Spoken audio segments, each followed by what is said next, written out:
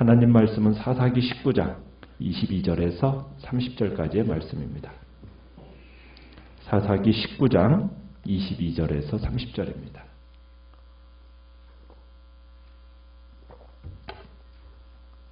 사사기 19장 22절입니다. 그들이 마음을 즐겁게 할 때에 그 성읍의 불량배들이 그 집을 에워싸고 문을 두들기며 집주인 노인에게 말하여 이르되 내 집에 들어온 사람을 끌어내라 우리가 그와 관계하리라 하니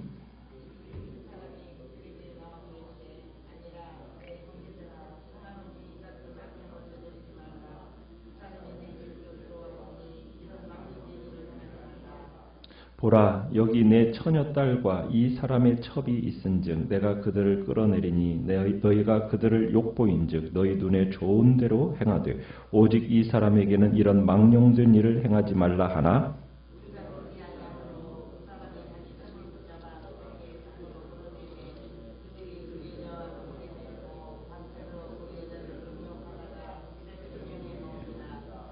동틀 때에 여인이 자기의 주인이 있는 그 사람의 집문에 이르러 엎드러져 밟기까지 거기 엎드러져 있더라.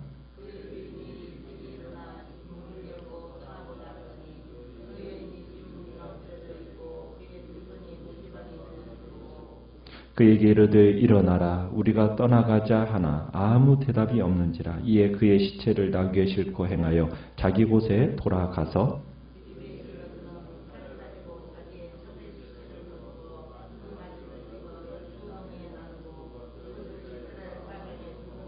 같이 읽습니다. 그것을 보는 자가 다 이르되 이스라엘 자손이 애굽 땅에서 올라온 날부터 오늘까지 이런 일은 일어나지도 아니하였고 보지도 못하였도다.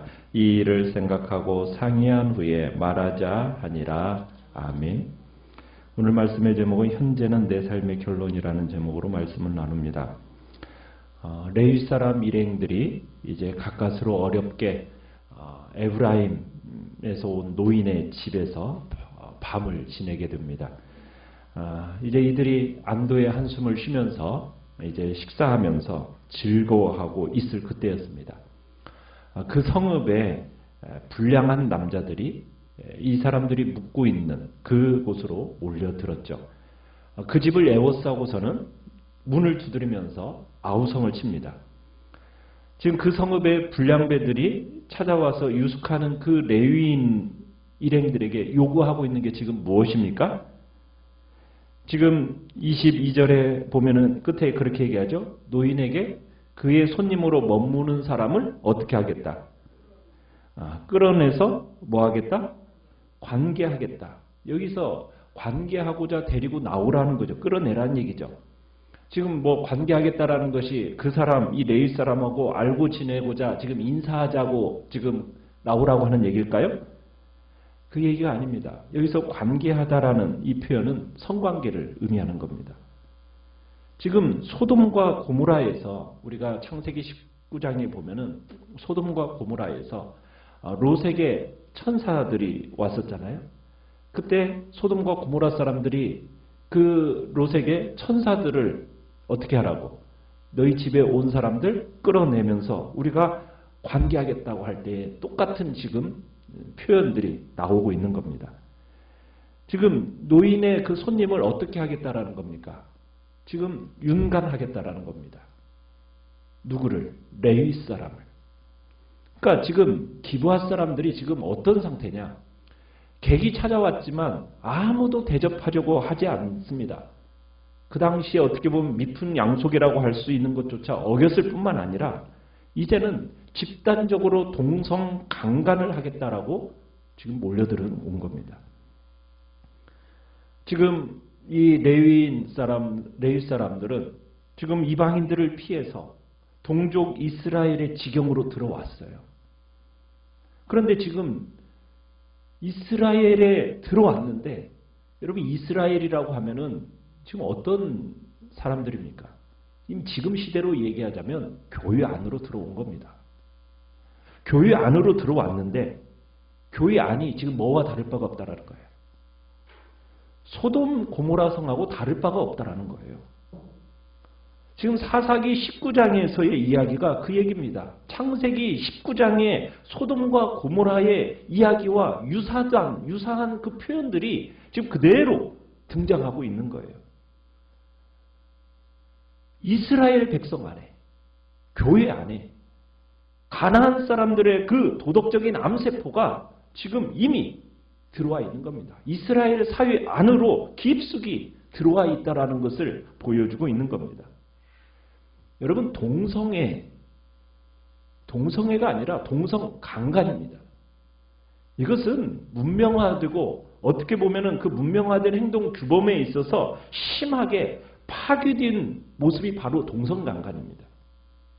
남자가 어디를 못 다니는 거예요. 지금 여자들이 못 다니는 시대지만 남자조차도 못 다니는 시대가 돼버리는 겁니다. 왜? 무서워요, 이제는. 기부와 거민들이 지금 그 일을 요구하고 있는 거예요. 동성강간을 요구하고 있는 겁니다. 가족 개념이 파괴되고 어떻게 보면 가족의 연장인 이스라엘 공동체가 지금 파괴되는 무서운 악이 지금 어디 안에 있는 겁니까? 지금 기브아에 나타나고 있는 거예요. 구약에서 가장 흉악한 죄의 상징이라고 할 수 있는 그 동성강간이 소돔과 고모라에나 있었던 그 일이 이스라엘, 그것도 가장 중심부라고 할 수 있는 기브아에서 벌어지고 있다는 얘기입니다. 우리가 지금 사사기의 후반부를 보면서 미가 신상을 통한 종교적인 부패로 시작된 이스라엘이 얼마나 사회적으로 윤리적으로 타락하게 되었는지를 보는 장면이 여기까지 오게 된 겁니다. 그러니까 레위 사람은 지금 모든 면에서 소돔과 고모라와 다를 바가 없는 그 도시 안에 갇혀버리고 만 겁니다. 이제 집주인은 지금 위기에 처해 있으니까 이상적인 주인 노릇은 어떤 모습이냐면 당시 접대 규칙에 따라서 주인으로서는 손님을 보호하는 거예요. 그래서 자신을 위험에 노출시키면서까지 그걸 꺼리지 않고 그들에게로 나아갑니다. 자기 집안에 온 손님을 보호하기 위해서 집 밖으로 나가서 이제 설득을 시도하는 거죠. 노인이 기브아 사람들에게 그러지 말라고 달래봅니다. 그런데 어때요? 달래는 것이 소용이 있습니까? 없어요. 그러면서 이 과정에서 노인이 24절에 보면은 이런 표현을 쓰고 있어요. 처녀인 자신의 딸과 레위 사람의 첩을 대신 내주겠다. 그러니 너희 눈에 좋은 대로 해라. 이런 표현을 쓰고 있습니다. 우리가 창세기 19장에서 보면 롯이 소돔과 고모라 사람들이 올 때 어떤 표현을 썼었습니까? 우리의 딸들을 내주겠다. 이 표현을 썼었어요. 자신의 딸만 내주겠다고 얘기했었습니다. 그런데 이게 왜냐하면 그 당시의 문화적인 배경 속에서 어쨌든 자기 집안에 온 손님을 보호하기 위해서 지금 그렇게 했다라는 것이 어느 정도 이해가 되는데 지금 이 사람은, 이 노인은 자기 딸뿐만 아니라 누구까지도 손님의 첩을 내보내겠다고 거기까지도 얘기를 하고 있어요. 이걸 뭐 온 손님하고 얘기한 것도 아닙니다. 그러니까 이 노인의 말 속에는 좋은 것과 나쁜 것이 함께 섞여 있는 거예요. 그러니까 지금 노인의 말 속에서도 이스라엘이 지금 그 가치관이 얼마나 혼돈되어져 있는가, 팽배되어져 잘못된 것들로 혼돈 속에 팽배되어져 있는가를 지금 보여주는 겁니다. 그러니까 기준과 가치관이 혼란스러운 무너진 시대를 여기서 그런 표현을 쓰고 있죠. 24절에 너희 눈에 좋은 대로 행하되, 여기서 눈에 좋은 대로 행하되, 우리가 사사기에서 보는 게 사사시대의 정신이 지금 어떻게 표현되죠? 각자 자기 소견에 옳은 대로 행했다. 이 구절처럼 눈에 좋은 대로 행하다라는 이 표현을 쓰면서 노인조차도 지금 자기 소견에 옳은 대로 지금 이렇게 하고 있다라는 것을 지금 보여주고 있는 겁니다. 자, 이런 상황 속에서 자, 레위인은 어떻게 이 일을 대처합니까? 25절에 보면 무리가 듣지 아니하니까 그 사람이 자기 첩을 붙잡아 그들에게로 밖으로 끌어냈다. 이렇게 표현하고 있습니다. 그 사람이 누구예요? 레위 사람입니다. 레위 사람이 자신의 첩을 그들에게 내줬어요. 첩이 불량부부들에게 넘겨지면서 사건이 일단락은 됐습니다. 아마 노인이 자기 딸도 내보내려고 했는지 우리가 알 수는 없지만 아마 레위 사람이 뭐 노인을 말리면서 자기 첩만 내보낸 것 같아요. 그런데 레위 사람조차도 지금 자기 가족을 보호할 책임이 있는 거 아닙니까? 그게 가장으로서의 의무잖아요. 그런데 지금 그 문화 기준에 있어서도 역행하고 있는 게 이 레위 사람입니다. 자, 동네 불량배들이 이제 레위 첩을 대신 넘겨받았습니다. 소동은 끝냈어요. 첩이 그들의 손에 어떤 처참한 일을 당했는지는 상세하게 기록되어 있지는 않지만 단지 세 개의 동사를 사용해서 25절에 그렇게 표현을 해놨죠. 여자와 관계하였고 밤새도록 그 여자를 능욕하다가 새벽 미명에 놓았다. 밤새도록 윤간당하고 그리고 이제 결국에는 새벽에 버림받은 겁니다. 레위 사람의 여기서 보면은 불량배라고 표현하고 있는데 성경 원문에서는 멸망의 자식이라고 이렇게 표현을 하고 있습니다. 그래서 이 멸망의 자식들에 의해서 어쨌든 이 책임감 없는 또 레위인에 의해서 이런 망령된 행동이 벌어지고 있는 거예요. 가련한 이 여인은 어떻게 보면 안전한 세계에서 적대적인 바깥 세계로 완전히 내동댕기처럼 밤새도록 욕보임을 당한 겁니다. 자기와는 한마디 상의도 없이 강제로 멸망의 자식들에게 던져지게 된 거죠. 그래서 이 레위인의 처는 새벽 미명에 이제 악한 무리의 손에서 이제 노임받고 기진맥진한 채 이제 그 노인의 집까지 겨우 기어서 온 것 같아요. 그런데 문을 두드릴 힘도 없어가지고 결국 문지방을 붙잡고 거기에 새벽 미명까지 쓰러져 있었다라고 얘기하고 있어요. 처참하게 내팽개쳐진 거죠. 자, 그런데 그러면 그러는 사이에 지금 레위 사람은 뭘 하고 있었을까요? 첩을 내어주고 안절부절하면서 첩의 생사에 대해서 걱정하고 있었을까요? 그런 걱정을 했다는 암시가 성경 본문 어디에도 없습니다. 더 놀라운 건 뭐냐면 27절에 이렇게 표현했어요. 그의 주인이 일찍이 일어나 집 문을 열고 떠나고자 하더라. 무슨 얘기입니까? 첩이 지금 어떻게 됐는지 생사를 어떻게 됐는지 알아보려고 하지도 않고 지금 어떻게 한 거예요? 자신에게 위험이 사라지니까 그냥 잠자리에 들었다는 얘기입니다. 자신의 행동에 대한 어떤 후회함도 없고 첩에 대한 관심도 전혀 없이 그냥 일찍 일어나서 떠나고자 했다. 이런 표현을 쓰고 있어요. 그러다가 집 문만 앞에 쓰러져 있는 여인을 발견했다. 아니, 지금 아내의 행방이 어떤지 전혀 알지도 못하는 상태 가운데서 길을 떠나려고 했다는 거예요. 지금 베들레헴에서 이 여자를 찾아가지고 오려고 할 때는 얼마나 달콤한 말을 다정하게 말했다고 합니까? 그런데 이제는 더 이상 여자가 필요 없다는 듯이 그렇게 버리고 떠나는 이 레위 사람의 행동은 정말 냉정하다 못해 오싹한 느낌까지 드는 사람이에요. 정상적인 사고와 정상적인 정서를 지닌 사람이라고 볼 수가 있는 건가? 여러분, 이 사람이 누구입니까? 한 시대의 목회자입니다. 지금 이스라엘이 지금 어떻게 되어가고 있는지, 하나님의 교회가 지금 어떻게 되어가고 있는지,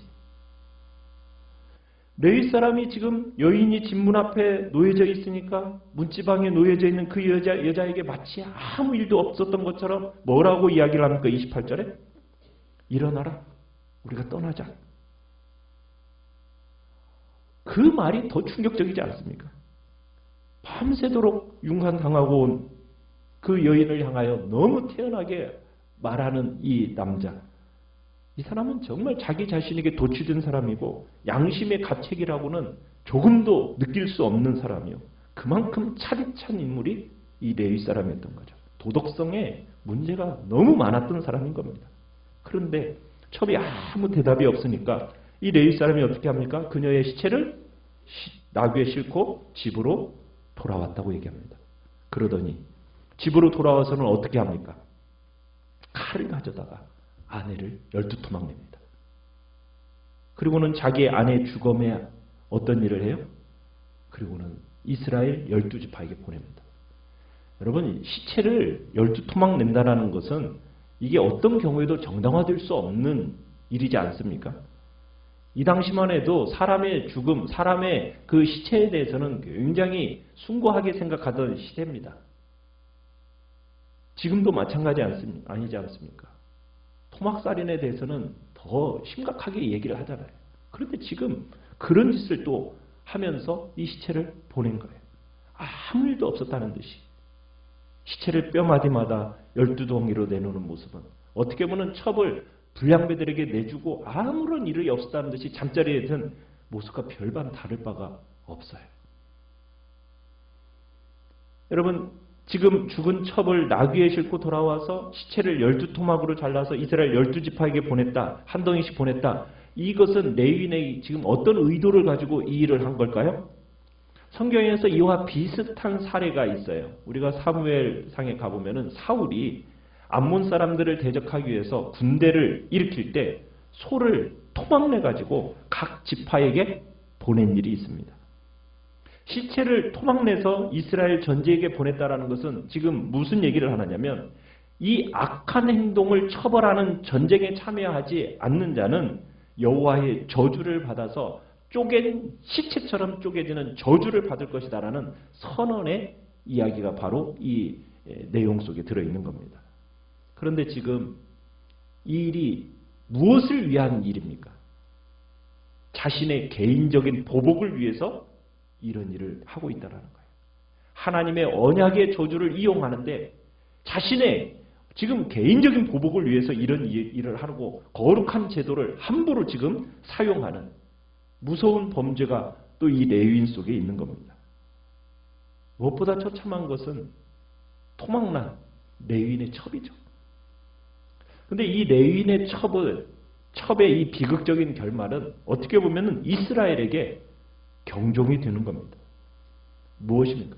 너희들도 이런 식으로 계속 음행을 멈추지 않고 계속해서 죄 가운데로 가면은 어떻게 될 거다. 너희들도 12토막난 시체처럼 너희들도 그렇게 될 거다라는 경고가 이 속에는 들어있는 겁니다. 여러분, 이 시대를 향해서도 우리가 봐야 됩니다. 지금 시대가 동성애와 동성강간을 향해서 가고 있는 그 마지막은 멸망입니다. 소돔과 고모라를 향하여 가는 모습이에요. 그 일이 그냥 사회적으로만 끝나는 게 아닙니다. 그것이 어디까지도 들어올 수 있다는 얘기예요. 교회 안에까지도 들어올 수 있는 무서운 일들이 이 시대 속에는 지금 점차 가고 있다는 거예요. 우리는 그거 놓고 이 시대의 거룩함과 성결함이 교회 안에서만큼은 지켜져야 됩니다. 이것이 우리가 지켜야 할 내용이에요. 세속문화가 교회 안으로 들어와서 점점 교회마저도 그 악한 일 속으로 함께 동참하는 그런 일들이 벌어져서는 안 된다는 겁니다. 사사기 시대는 정말 끔찍한 하나님의 백성의 시대가 어떻게까지 흘러갈 수 있는지를 보여주는 거니까요. 한 사람의 종교적인 타락상이 어떻게 사회적으로, 도덕적으로, 윤리적으로 어느 정도까지 타락할 수 있는가를 보여주는 장면이 지금 사사기의 내용인 겁니다.